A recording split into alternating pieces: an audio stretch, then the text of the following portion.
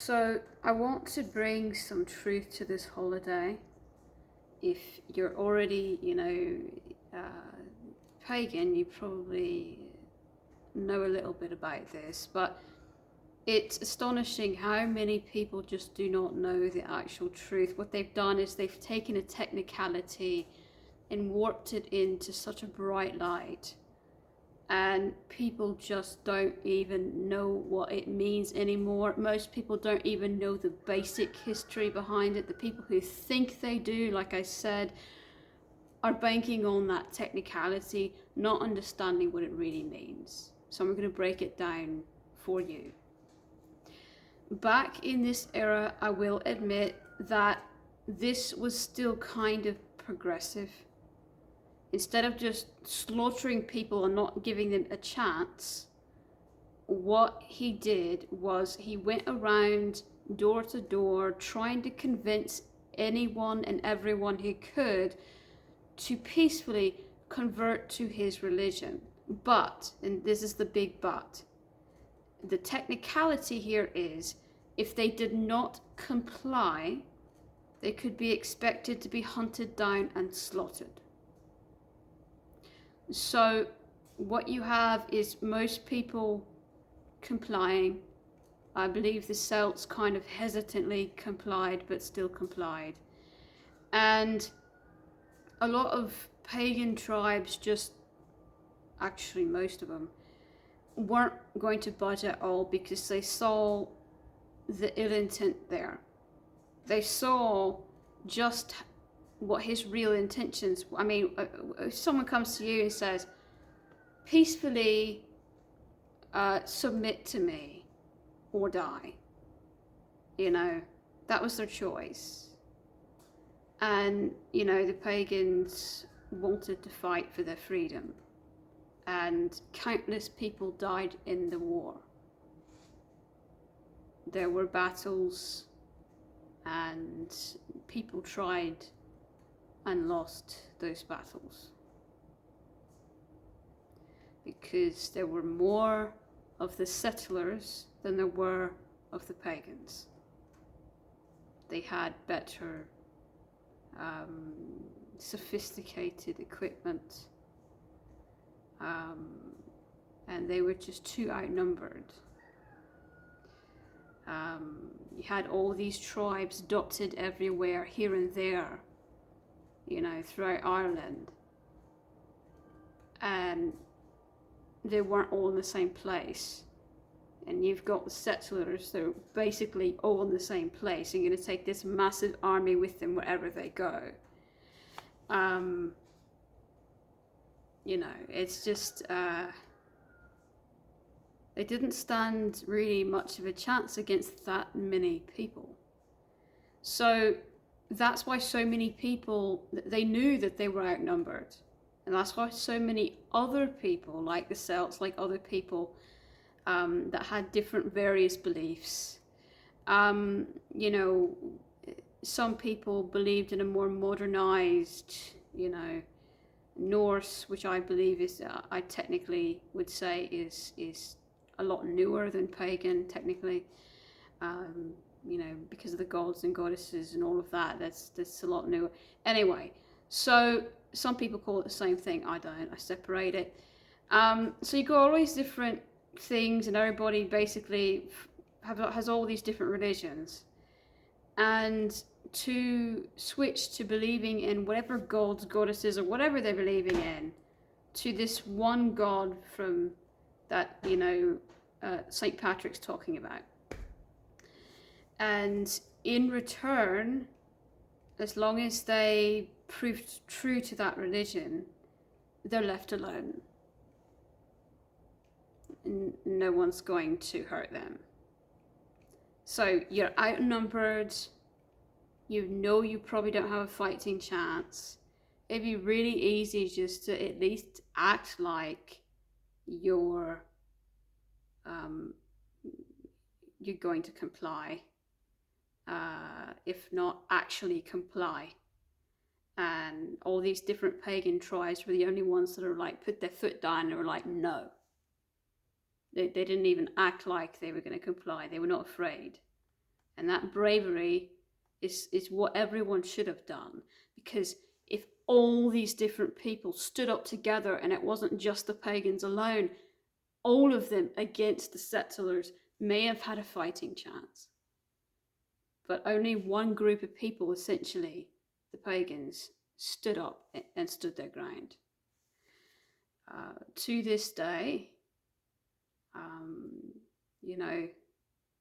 there has been countless eras, countless one thing after the next, after the next, after the next. And it's, no matter how you look at it, it's happened for thousands of years, at least 1,000 years or more, where people have been killed for their religion. And all of those battles that people fought is just forgotten. So when you celebrate St. Patrick's Day, you're celebrating the luck of the Irish. What you're celebrating is St. Patrick convincing people to submit willingly or face the consequences and die, which is what they conveniently leave out of history books. The fact that if you did not comply, they were still going to kill you. Like I said, this actually was progressive for the time, because normally they wouldn't give you a chance to switch over. They would not give you a chance to switch religion.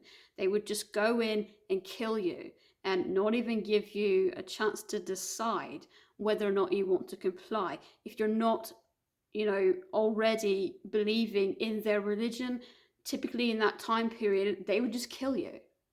So the fact that they gave them a choice was actually sadly progressive at the time. It's not progressive in the eyes of today, thankfully. But at the time, what he was doing was giving them one shot at mercy, in exchange for their freedom. If you give up your freedom, I'll mercy you. But typically, back in that era, it didn't matter what you did. You could have said, yes, I'll change, my religion and everything, and they'd still slaughter you. So technically, he was more merciful than most in that time period. His job was to kind of spread the word of Christ. His job, I don't think, was too much about actually going in there and fighting. I do believe he probably was in the battles, but I think he's the guy that puppets everyone and tells everyone what to do. He's the guy that tells all the soldiers what to do, and then they just kind of follow his lead, So it's not like it's just one man, is what I'm trying to say. This is a man with a gigantic army behind him, and that makes him intimidating. He would take a lot of people with him when he traveled, because he knew that if he was just one man alone, he'd likely get killed by one of these groups of people. So he would take a bunch of people with him, not only to protect him, but to look intimidating. It was definitely a tactic to convince people. It's interesting because the Celts initially said they were going to comply, but kept a lot of their, you can still feel it today, they kept a lot of their beliefs, and what you have is a unique, construed, almost like osmosis thing of what they believed in before, binding with the Christianity, which I think is actually kind of beautiful in a way, because even though they said they were going to fully submit, they didn't fully, lose track of their culture and their beliefs. They did for a lot of it, but they didn't fully. And I think that's a different kind of bravery, because you didn't give it up entirely. Inside you was still a piece of you at least wanted to fight, and I respect that. What I cannot respect is somebody forcing somebody to choose between giving up their freedom, giving up their religion, giving up everything that they know for this random new religion they've never heard of, and to be governed by these people just in exchange for the sparing of their life. That's quite shrewd. That's sinister. And why are you celebrating it? Why are you celebrate? Here in America, we don't have a holiday to celebrate, the mass culling of indigenous people. Here in America, actually, Native Americans are given benefits and things. It's not as good as it should be, but at least the government is trying to recognize that that's wrong. And in Ireland, it's a fucking holiday, and all around the world, people just go along with it, thinking it's something about good luck and four-leaf clovers and dancing and fun and cheer, and it's has a lot darker, sinister history to it. I don't blame you if you don't really know what it is and you think it's just a nice happy holiday about good luck. I don't blame you, and I have no malice against you. But if you know what it is and you still continue to celebrate it, that's what's wrong. So I wanted to give some just thought on that. You think about Thanksgiving, American holiday, of this uneasy tension, truce between the Native Americans and the settlers. I don't know what I think about that either, because who's to say that that was a genuine truce? I mean, at least somebody was trying to create peace. So it's a bit of a different light, okay? But were their intentions to fake peace long enough to get what they wanted? Because we know later they killed them all off and stole all their land. So I want to know, is Thanksgiving based on a tiny pod of settlers that were actually genuinely just people who wanted to escape their terrible lives elsewhere and actually genuinely did make peace? Or is it about the vast majority of settlers that had ill intent? Because if it's the latter of the two, I don't know how I feel about that. I'd like to think it's a small group of people before all this war happened who were legit just trying to find a sanctuary and were willing to share it equally. But I have immense feelings about that I pessimistic feelings about that I don't think that so I'm not going to say one way or the other because I don't have enough information on what really happened. But if it was a sinister plot to trick the Native Americans into whatever, then it's just as bad as, it's just as bad as what they're doing in Ireland with St. Patrick's Day.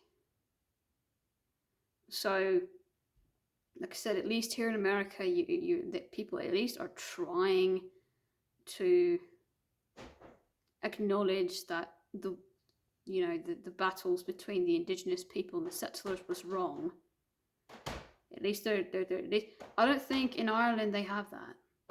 I mean, I've never actually been to Ireland, but I don't think they have ever apologized for what they did.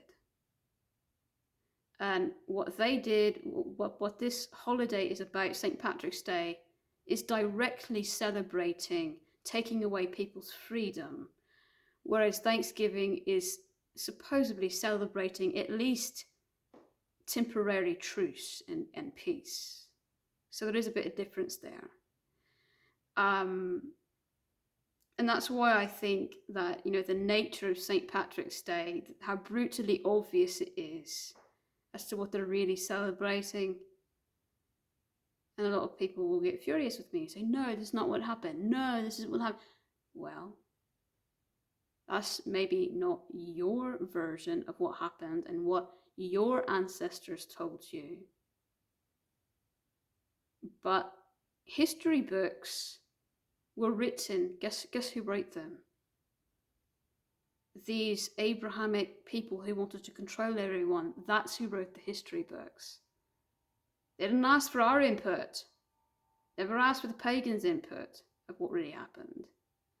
And they also didn't ask anyone who was objective to it, an objective eye. They never asked an objective eye either, which I don't know if that exists or not.